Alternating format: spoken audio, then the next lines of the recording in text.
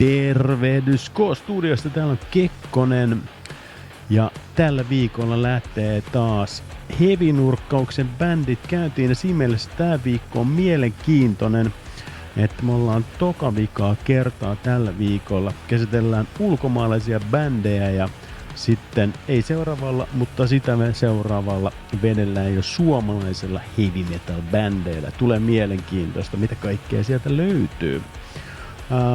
Mutta muitta mutkitta ilman sen kummempia löpinöitä me mennään bändiin nimeltä Van Halen. 80-luvun yksi merkittävimpiä bändejä, ihan ylivoimaisesti ollut jotenkin semmonen omanlainen instituutio. Ja on sielläkin bändissä tapahtunut vitsi vaikka mitä. Mutta Van Halen alun perin on tullut Jenkkeihin Etelä-Kaliforniaan niin tuolta Hollannin suunnalta. Ja sinne sitten vanhempiensa kanssa 12-vuotias oli tosiaan Eddie Van Halen silloin. Ja se, mikä mun mielestä on mielenkiintoista, että Eddie Van Halen on soittanut ensin rumpuja. Ja Alex oli se kitaratyyppi.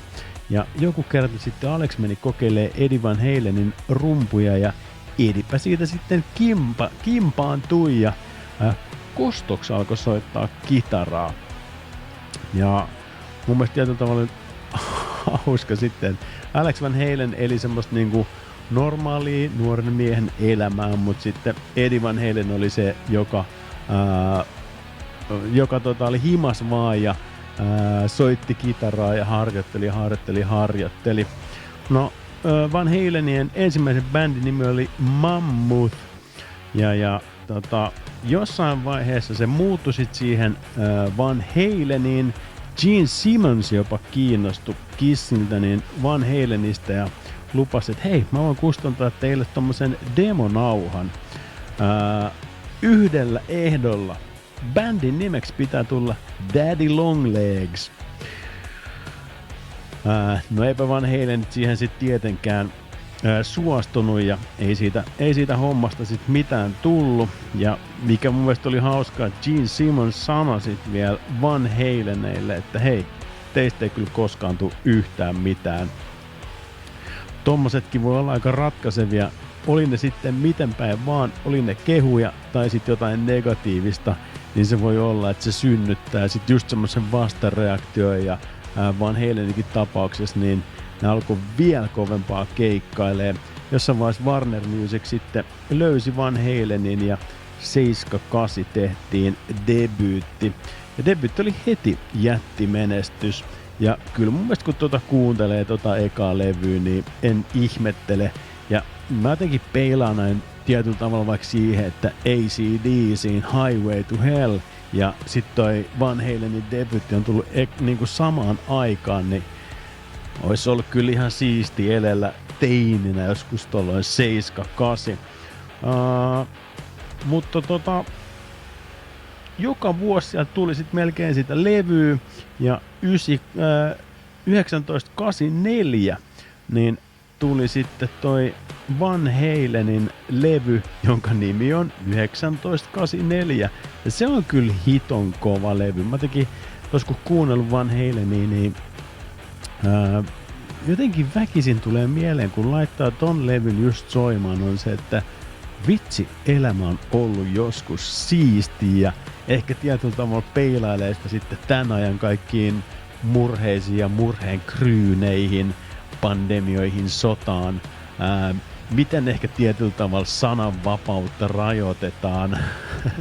Se, että ihmiset jotenkin ihan sikatiukkiksi niin kuin nykyään tänä päivänä. Vitsi, levyä jotenkin kuuntelin, tulee mieleen se, että voisi kyllä olla semmoinen pieni ripaus niin kuin sitä 84 vuoden maailmaa ja se tulisi tänne 2022 ja pistäisi homman ihan vitun sekaisin.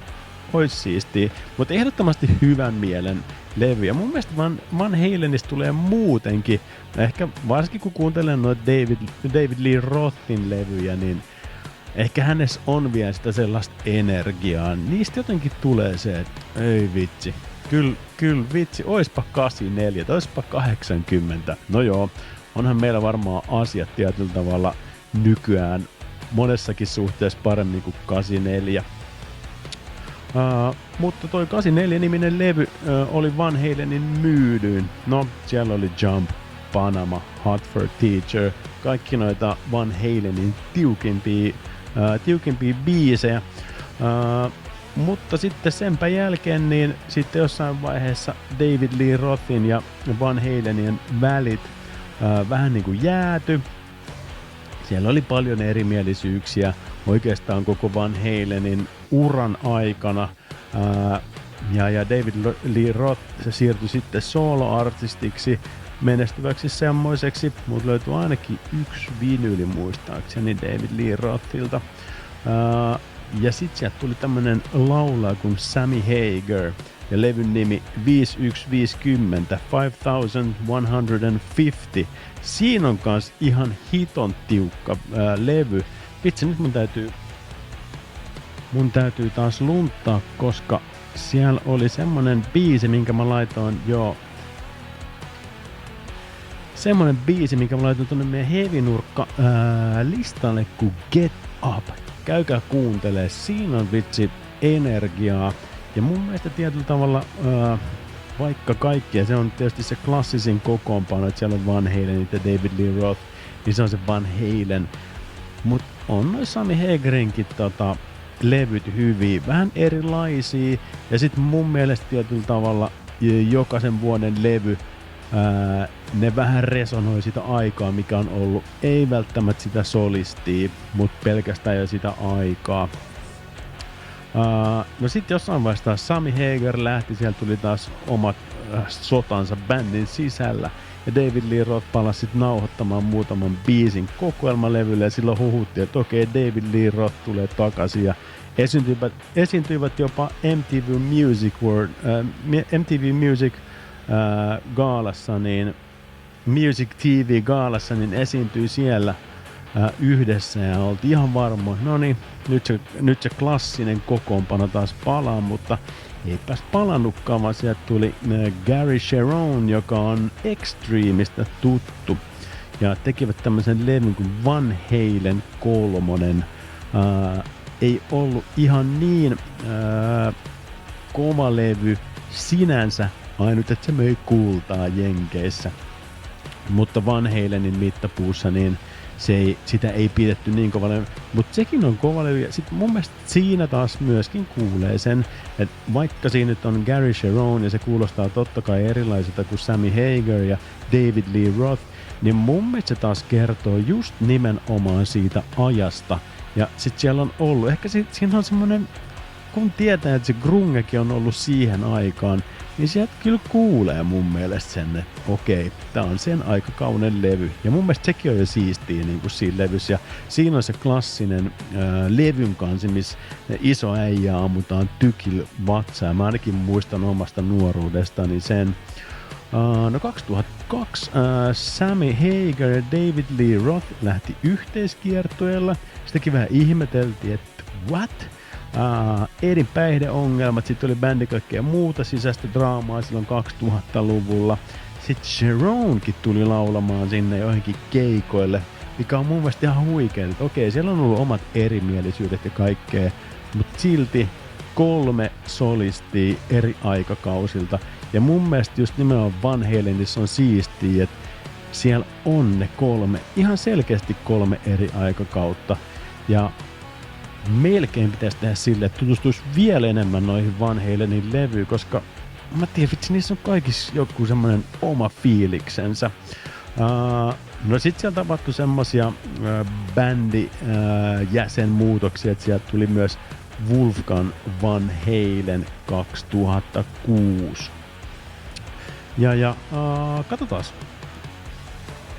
Onks Van Halen vielä ihan aktiivinen? Sitä mä nyt ollut tässä kerännyt kattomaakaan kunnolla. Kyllähän se täältä löytyy. Se löytyy, ei. 2020 on pistetty pillit pussiin ja Van Halen oli siinä. No, noista vanhoista bändeistä ei niin tiedä. Se voi olla, että ne on palaamassa taas jossain vaiheessa. Aika moni vanha bändi sen on tehnyt. Sen mä tiedän David Lee Rothista, että on ainakin heittänyt keikkaa tuolla Las Vegasin suunnalla ja jossain vaiheessa vähän kritisoitiin, että pitäisikö David Lee Rothin lopettaa, koska ääni oli mitä oli. En tiedä nykykuntoa tai mitä nyt 2022 varsinaisesti Van Halen tekee. Mutta se mikä oli mun mielestä silminpistävän siistiä siinä videossa, missä David Lee Roth lyhyttukkaisena pyörii ja touhus, niin siellä on edelleen se sama lavakarisma. Se sama lavakarisma, mikä oli jo 80-luvulla ja valloitti maailmaa. Okei, ääni ei ole enää ihan niin kondiksessa, mut hyvä meininki ja mun mielestä se oli siistiä. Hei, Van Halen purkitettu tässä. Käy kuuntelee. Me kuunnellaan hyvää musiikkia. Kuuntele säkin, kuuntele Van Halenia. Moi!